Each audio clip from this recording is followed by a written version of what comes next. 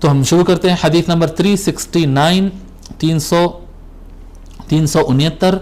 حدثنا قتيبة بن سعيد قال حدثنا أبو الأحوص عن سماك بن حرب قال سمعت النعمان بن بشير يقول ألستم في طعام وشراب ما شئتم لقد رأيت نبيكم صلى الله عليه وآله وسلم وما يجد من الدقل ما يملأ بطنه. حضرت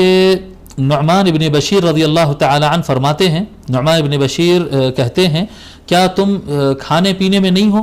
جی حضرت نعمان بن بشیر کہتے ہیں کیا تم کھاتے پیتے اچھا اطمینان میں نہیں ہو؟ جی جو چاہتے ہیں ما شئتم، جو چاہتے کھانا مل جاتا، جو چاہتے پینے مل جاتا ہے. لقد رأیت نبیکم، میں نے تمہارے نبی اکرم صلی اللہ علیہ وآلہ وسلم کو دیکھا، نبی اکرم صلی اللہ علیہ وسلم وما یجد من الدقل ما یملأ بطنہ، اور حضور صلی اللہ علیہ وآلہ وسلم کو ان کا پیٹ بھرنے کے لیے